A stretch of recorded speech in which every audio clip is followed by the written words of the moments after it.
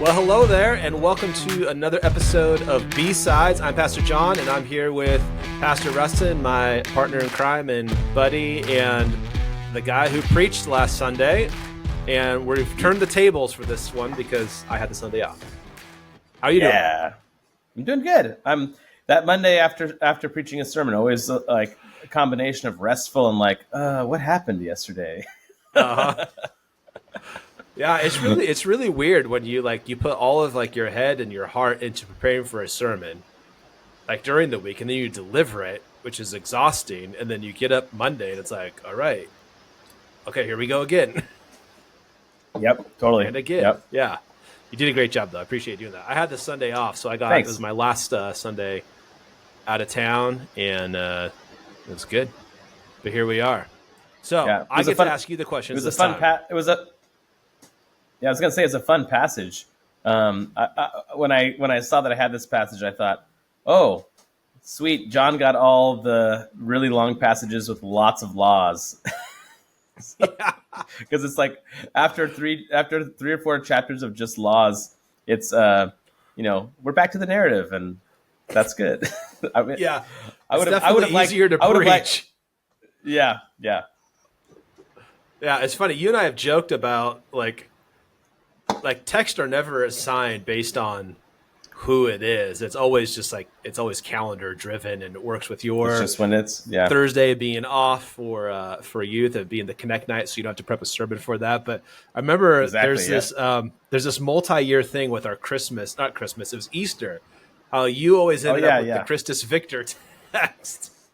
Always, yes, and it was no matter what the theme was. That always seemed like it happened. So I feel like that actually really sharpened my view of Christus Victor in ways that I hadn't had it sharpened before. So that was I see that fact that happened as kind of like a part of my theological formation. Yeah, which I'm sure makes N.T. Wright very, very happy. Yes, he's a big Christus we like him Victor for that guy. That's the only part of him that I like. Well, resurrection, he's good. Some of the historical Jesus stuff is good. I like the way he talks about Christus Victor, but not how he talks about it at the expense of substitutionary atonement. Absolutely. 100% agree. Yeah. Yep. That just drives me crazy. Anyways, we're not talking about N.T. Wright. We're talking about Exodus 24. So Exodus 24, it's back to narrative. So things are being described here. We don't have all of the laws about digging a hole in your yard, or your neighbor's ox gets caught, or lying or leveling a false charge. And now we're back to the story, and it's all about covenant. So I listened to your sermon this morning. I think I told you earlier it was that I was listening to it at the 1.25 speed, and I kept thinking, man, Rusten's preaching really fast. What, did he drink a bunch of coffee? It's like, oh no, I'm just listening to it fast. Okay. So you made a comment that I thought would be really good to kind of tease out a little bit, because I think there's a lot of implications in it. And you essentially said, when God saves us, he doesn't just save us from something. So you're talking about Israel being saved from the tyrant Pharaoh and from slavery in Egypt. But God's purpose was not simply to save them from that. He wants to save them to something. So can you tease that out a little bit? What does it mean to be saved to something? And what is that something?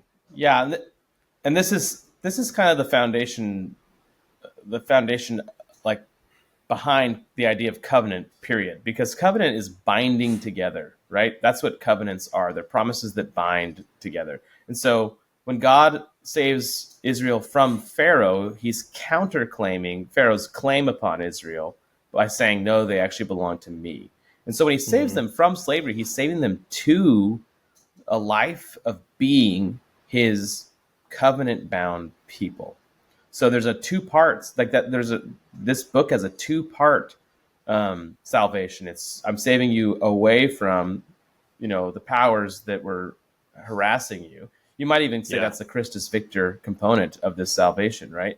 And then I'm saving you to myself, right? That's I'm making you my people. I'm going to make you like me. I'm going to make you, and I think that this includes the life of the people. They're supposed to live, a lot like the Ten Commandments, like have no other gods before me.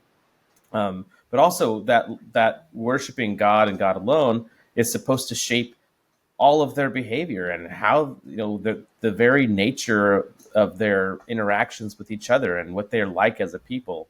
And I think that part of this also is why I hinted at this at one point, this idea that they're a royal priesthood and a holy nation. Like they have been tasked with, displaying to the nations who God is. Like there's supposed to be a light to the nations. Well, if we really boil it down, like God is the light to the nations, but at the same time, like, no, like when we become his people and we become bound to him, we are also to be a light to the nations because we're bound to him.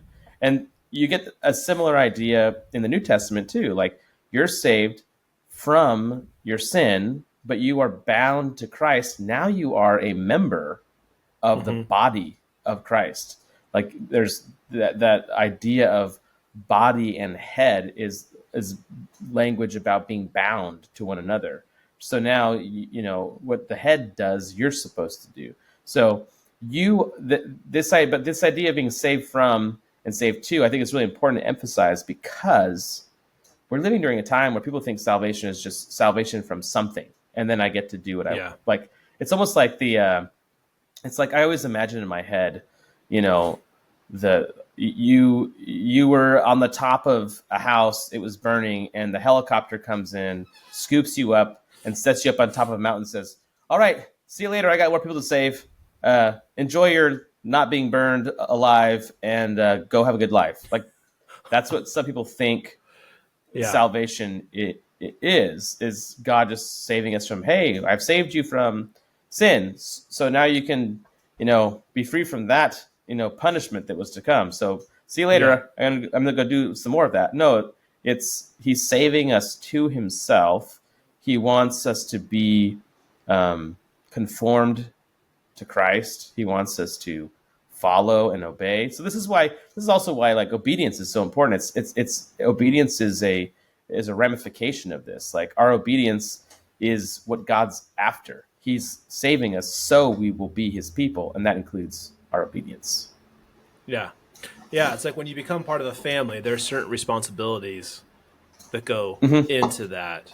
And you're either under the slave master, like Paul's language, you're under the slave master of sin, or you're a slave, which was Paul's language, to Christ. So when God redeems you, like you said, he doesn't just, okay, now you're free from the consequences of your sin, go do whatever. You actually become part of something.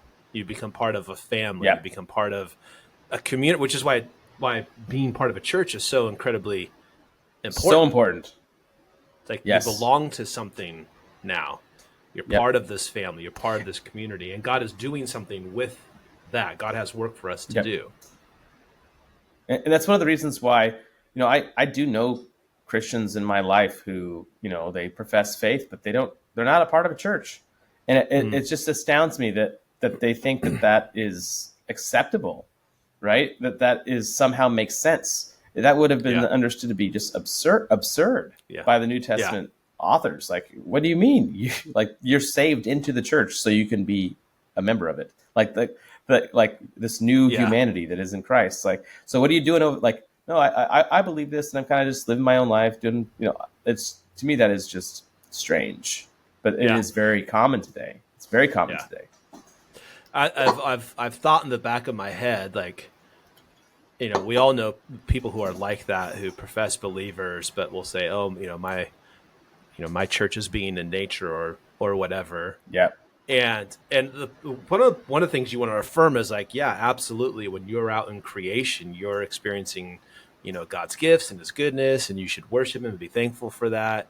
But if it was your anniversary and you told your wife, hey babe, I'm gonna celebrate by going out to the bar with the boys tonight, you'd be like, well, that's not how you celebrate that. That actually works. Yeah. That actually doesn't acknowledge the fact of the relationship and the covenant. And the same thing, like God saved us, and he has a way for us to worship him and to enjoy him and to hear from him and to be, But it's like, no, I'm just going to ignore that. I'm going to go do my own thing. But you actually, I'm getting off track here. You actually see that as I'm hearing you talk. You see that actually in the very very beginning of Exodus, that God, when Moses goes to Pharaoh, the message is not, I don't want my people to be slaves in Egypt anymore. That's half of it. But he wants them to go Yep. to worship him, right? That's Exactly. that's Yep. the whole purpose, the whole goal is to rescue them from bondage and slavery in Egypt, so as a people they can worship him. And that's Yep. what they're Yep. saved too. Yeah, I think that's really good, because otherwise you get Exactly. these individual believers just kind of doing their own thing. And we'll get on this later, but I think it also lends itself to antinomianism, that God Yep. hasn't saved me for his purposes, therefore I can do what I want. But I'm getting ahead of myself. Yeah. Um, Exactly. yeah, okay, so covenants. We're going to stick with the theme of covenant, because this is something you and I talk about, and I think has Yeah. become a really important conviction in the way that we think theologically. And you can see how it gets wonky when you get away from understanding how scripture is arranged around covenants. So I wanted to you to talk about how the different covenants relate to each other. And I just made a quick list of, like, what are the covenants that you either see in scripture, or Yep. covenants that are actually named. So you have Genesis 2, where you have a covenant of works, where God says, if you do this, you Yep. live. If you do this, you die. Following that, you have Yep. an Edenic covenant, where God promises that he will crush the head of Satan through the offspring of Eve in the future. Genesis 12, you have the Abrahamic covenant, where God calls Abraham out of his land and out of his family and says he's going to bless him. He's going to have a huge family, and through him, the nations will be blessed, which means that the curse of sin is going to be undone through the seed of Abraham. What you preached on is the tail end of that Sinai covenant, where God has called a people Yep. out and now they belong to him. Second Samuel, you have the Davidic covenant, where God makes a promise that one of David's descendants are going to sit upon the throne forever. Then you get to the New Testament, where Luke 22, when Jesus is instituting, the Lord's Supper at the time of Passover, he uses language like New Covenant. New Covenant is one of the main themes of Hebrews, the book of Hebrews. Yep. So how do all these different covenants relate to each other? Yeah. So I'd say that there is a unfolding nature of all of these covenants. I guess the in all of these covenants is the seed of the fulfilled final covenant, where Christ fulfills all the hopes of these prior covenants. So Mm-hmm. they all have the same seed within them, right?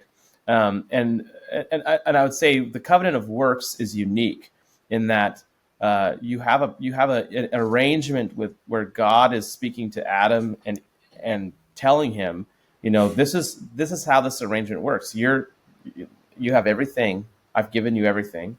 He's very gracious to Adam, gives him everything, and he says there's one thing you can't have, and if you disobey this, if you eat from this tree of the knowledge of good and evil, you are going to forfeit the righteousness and the life and the future of that righteousness of life, being glorified and being with God forever. You're going to forfeit that. You're going to Mm-hmm. die, right?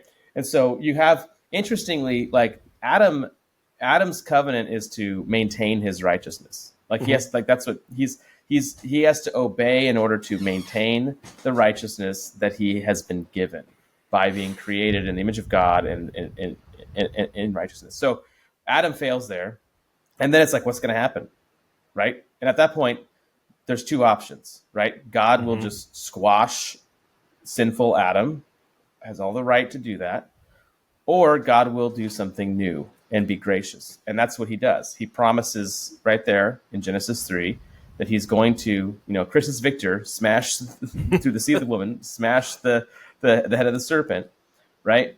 And then from there, it's like if you're reading the story for the first time and you get to that point, you'd be like, what's going to happen next? Like Yeah.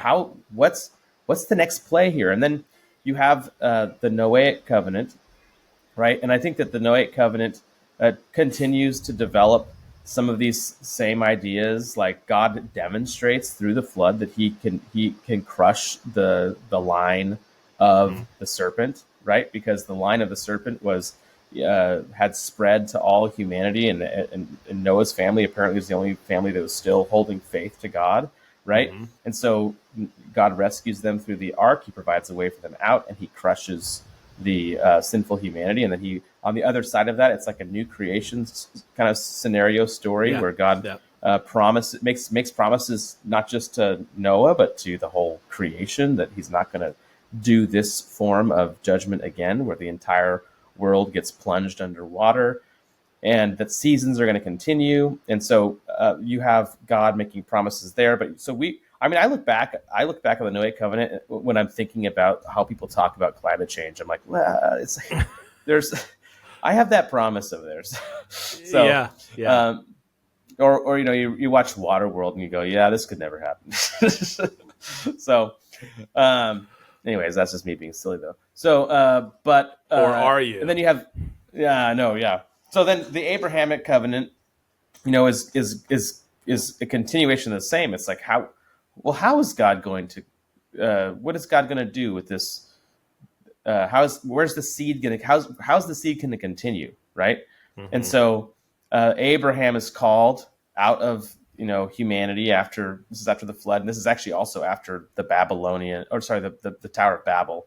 There's often things come in twos in the Bible. Like something happens, and then you have God's response to how he's going to act in this way. So he crushes the plans of Babel by confusing their language, and then he pulls Abraham out of the big heap of humanity, and he makes a promise to him, right? And that promise is that through his seed he is going to bless the nations, and that blessing of the nations is the continuation of the promise earlier with Adam. Like, we're going to crush the head of the serpent, and through the seed of the woman. Well, what is crushing the head of the serpent means? It means, okay, humanity is under the curse of belonging to the domain of darkness, the domain of the serpent, as it were. And he's going to crush that head. He's going to rescue people out of that domain, and he's going to bless them. Well, that's what he promised he's going to do through Abraham to the Hmm. nations. And so then you fast forward to Israel is now in Egypt. They're becoming fruitful and multiplying. They're becoming that great nation God said that Abraham would be the father of. And they are under a cruel tyrant, and God hears their cries, and it says he remembered the covenant he made with Abraham. So everything about the Mosaic, the action being taken to save Israel, is based upon covenants that have happened prior. Mm. And those covenants, like Abrahamic promise, is based on covenants that have happened prior to that, like with the covenant that comes right out of Eden. Okay, Yeah. so I'm just trying to show how these things build upon each other. It's the Yeah. same idea from the post fall promise that continues, and things unfold. You learn things as you go. God reveals certain things. Like one of the things that's revealed a lot in Exodus is that God's holy.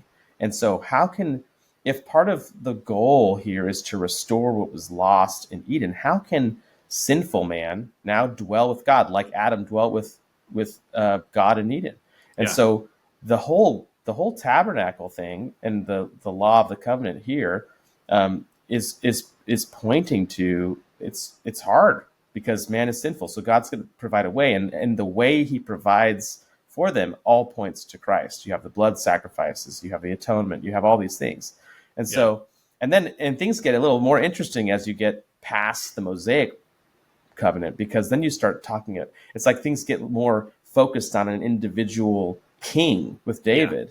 Yeah. And Yeah. so we need a Lord of the covenant who's going to like basically have that second Adam role, where Adam would have been, I think that if Adam wouldn't have fallen, he would have been the king, the everlasting king of the Mm. unfallen creation. Like Mm. he would have never had reason to fall, and he would have always been seen as the king. Well, part of what God's going to do is he's going to restore that, but it's going to be with the second Adam.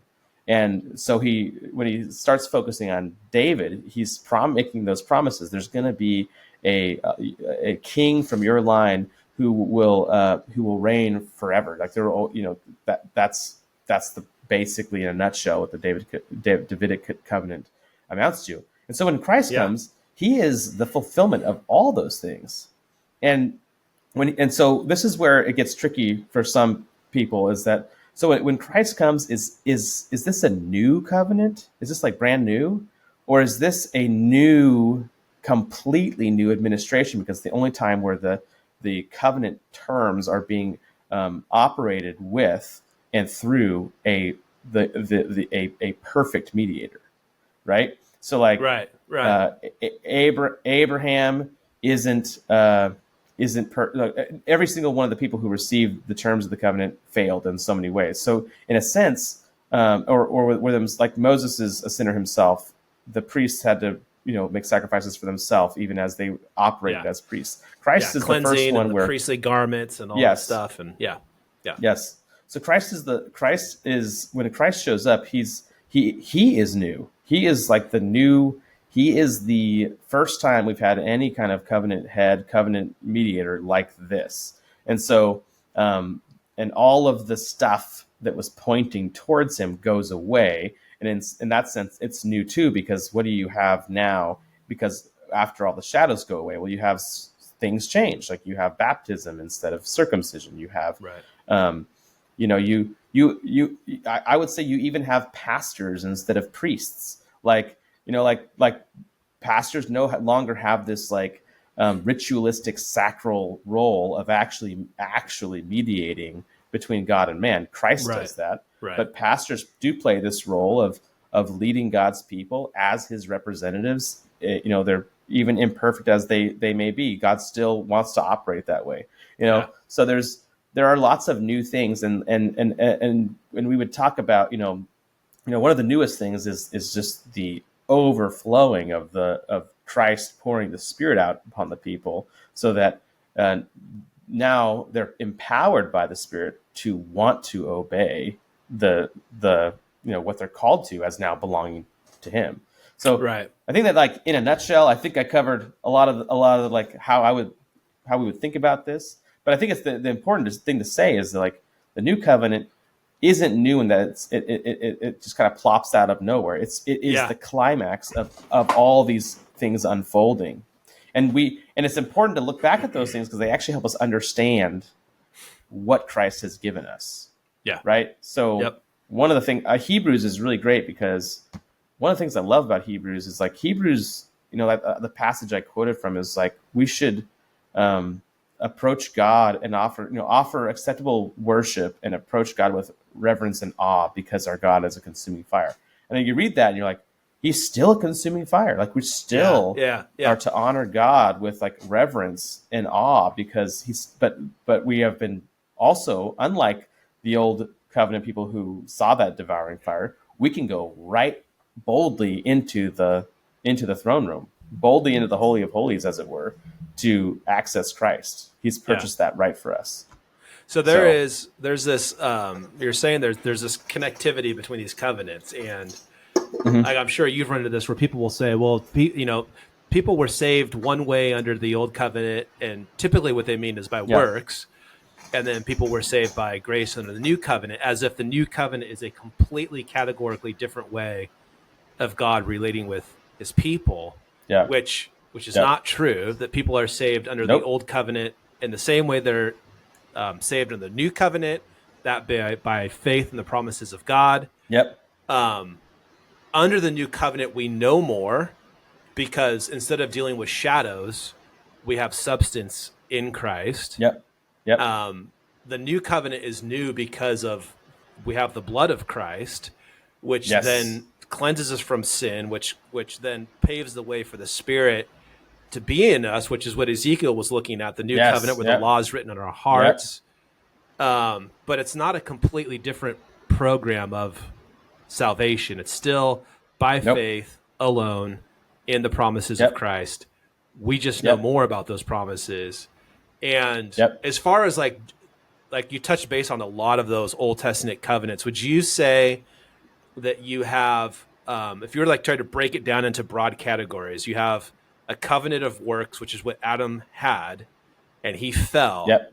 And from that point Yep. forward, you have a covenant of grace that has multiple administrations of it. You have the Noahic, Imperfect administrations. Yeah. imperfect administrations, and that all ends with the coming of Christ and the new covenant, which is new in that it is the substance and not the shadow. But even the Yes. Abrahamic covenant, when Paul talks about in Galatians that Christ is the seed that was promised in the Abrahamic covenant, he's making it impossible to take the Abrahamic covenant and the new covenant and completely separate them as if they have nothing to do with each other. It's like, no, Yep. one is the Yep. fulfillment of the other. So Yep. that covenant of grace basically is from Genesis 3 forward, and there's many glimpses into it with these individual covenants being the Davidic Yep. covenant, the Mosaic covenant. Is that how you would Yep. tend to think about it? Yeah. That's how I would think about it. And I do think that also because so one of the things you'll often run into is that people don't like you talking about the Mosaic covenant like it's a covenant of grace, because they that messes with how they understand what like the new covenant, and thinking that so God saved people through a lot of rigor in the Old Testament, and not a lot of people think that God saved them by works, but they had to do all this stuff, and it was the duty of the Old Testament, like even just going to the sacrifices and stuff, like all that doing is one of the things that marks off the new covenant from the old covenant. And I think that when we do that, we kind of we don't see that in the old covenant, like faith was the necessary ingredient for being, like, for really knowing God and for being saved. And I think that I think that we actually experience this exact same thing today as well, which is so our Adamic heart is kind of like can get stuck in covenant of works mode, right? Like it's proud, it wants to be God, and it wants to save ourselves, right? That's the Adamic heart. So the Adamic heart can take the Mosaic covenant, and it can even take the new covenant and start to work a legal spirit in our heart to think we're earning. Like you could even sign on the dotted lines and believe in justification by faith alone and be saved by grace alone, and yet the heart can be working towards legal, like what I call legal obedience, which is like anxiously trying to calculate your salvation. Have you measured up? And I think that the old covenant, that was probably because Christ had not yet come. I think that I love the way that the Gospel of John says, the law came through Moses, but grace and truth came through Jesus Christ. It doesn't mean that there's no grace and truth. It just means that like Christ himself is the grace and truth that the old covenant points to. Yeah. Now, the law, which revealed sin, was 100% there in the Mosaic covenant. Like you can't deny it. It's there. Yeah. Right? Yeah. Now, the grace part, you actually have to wait for in a sense, right? It's there too in the promise form. Yes. But it doesn't arrive until Christ shows up. Correct. So it's pointing to something that's arriving. So it's there in the terms of the covenant. Grace is there in the terms of the covenant, but the revelation of the law is there, absolutely clear. So we don't, since we don't have Christ yet in Mosaic covenant, we have these shadows that point to him. And I think that that's what John is getting at when he says law came through Moses and grace and truth came through Jesus Christ. So but what I think that the absence of that, clear revelation of Christ probably also lends itself towards, a more, like you can have a more of a legal, like it's easier to have a legal spirit, I guess, maybe. Because I think that what Jesus walks into when he arrives is like the Pharisees absolutely relate to the Mosaic law through a legal spirit, a legal obedience, right? But it would be wrong to say that they were right to do so. Yeah, like they missed the point of the Mosaic law if they thought they could measure up to it, right? And that's one of the things I said in the sermon too. Like the problem with the Pharisees is not that they had too high a view of the law. Yeah, exactly. They didn't have to.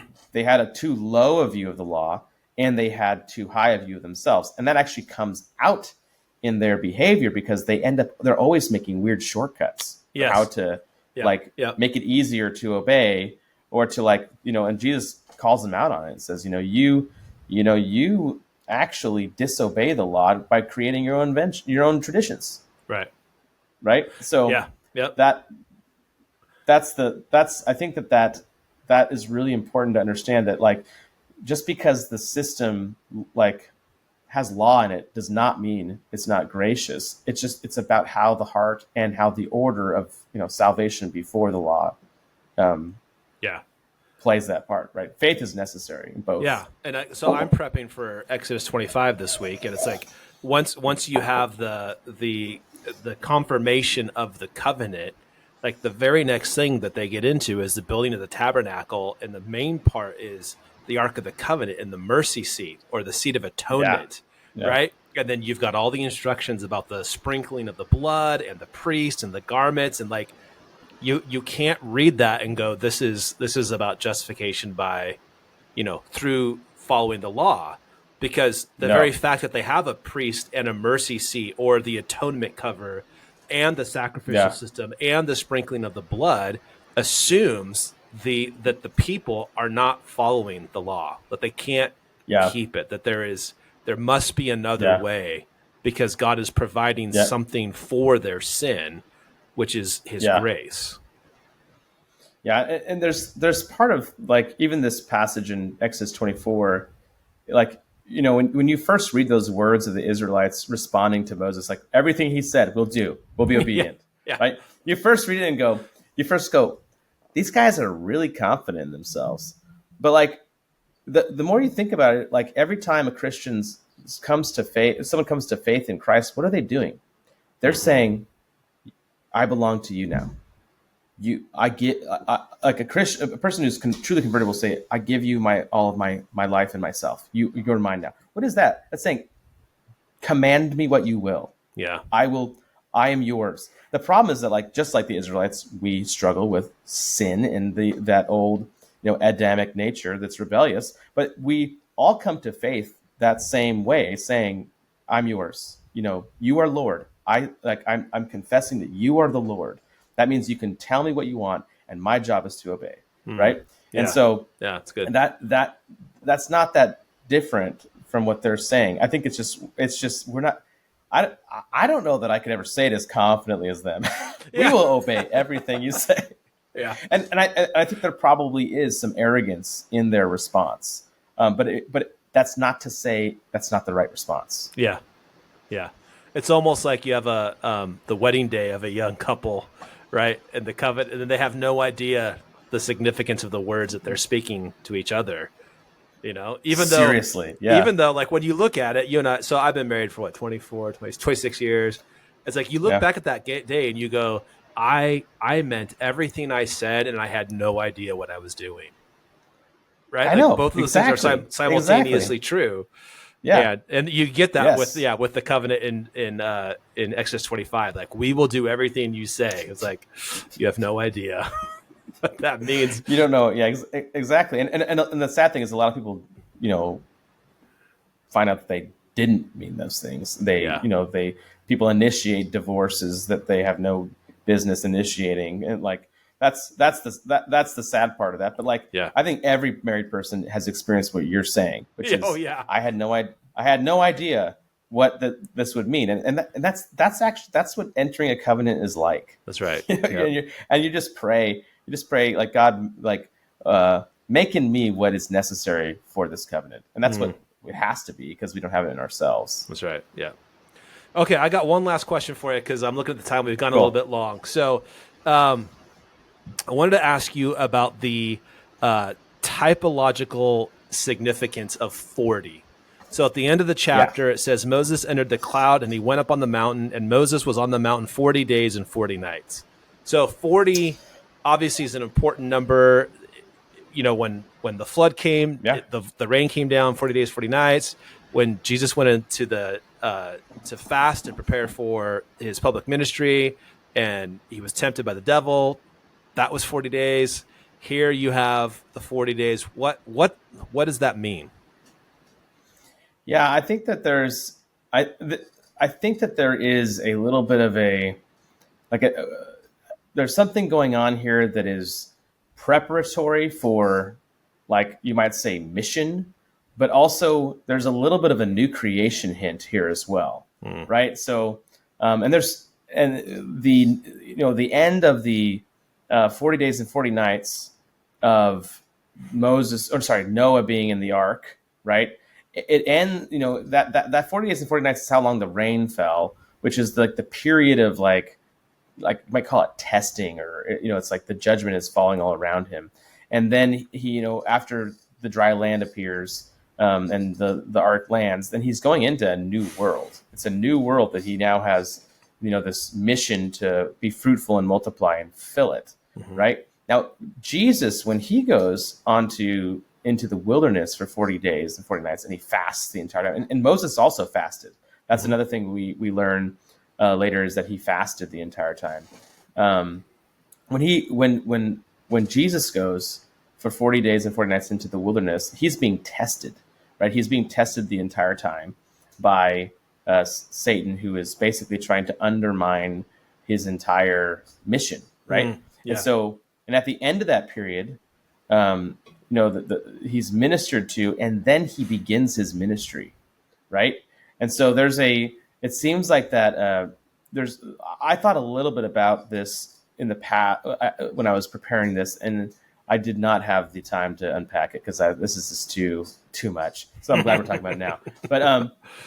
But what I always thought about how when Jesus is tested, right, for 40 days and 40 nights in the wilderness, he reclaimed in the wilderness with no food what Adam lost in the garden with lots of food, right? So Satan is attacking Jesus, right? Yep. And when he's attacking him with lies, he's trying to do the same thing to him that he did to Adam in the garden.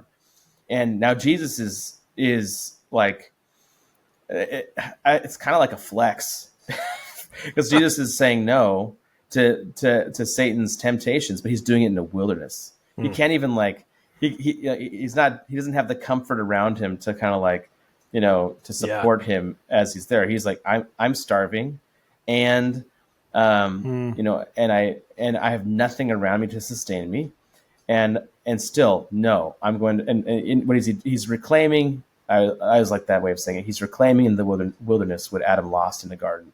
So great. He's a greater Adam. And now what's going on with Moses going up to the top of the mountain, and how does that connect? And I think that there's a sense in which we have the same goal, right? Like the whole point of Sinai is to reclaim what was lost in the garden, right? And Moses goes through a similar path as Jesus. And I think that the fact that he fasted for 40 days and 40 nights, and it says he didn't eat or drink, there's a miraculous sustainment of Moses while he's up there. I think, one, it communicates that this is about new creation, like this new people, this new law, this new life that is happening in Israel. But we find that it's incomplete because we need Jesus. We need Jesus who's going to do it. So, but there is it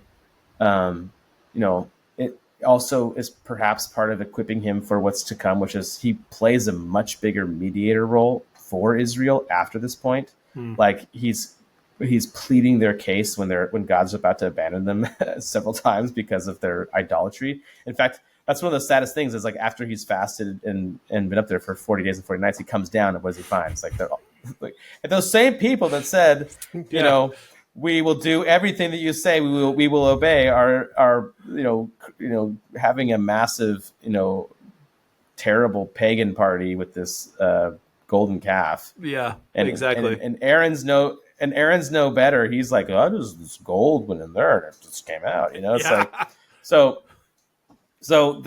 but that I think that you're having hints of what I think Jesus did here, And it's about new creation, and it's about reclaiming in the wilderness what was lost in the garden.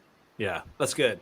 Yeah, hearing you talk about it, some things came to mind. Like when you have Noah and the flood, 40 days set the stage for something new, right? So God is kind of wiping the slate, and he's starting over with Abraham with Noah and his family. They have the repetition of the cultural mandate, and you get the sense like this is a reset of Genesis 1.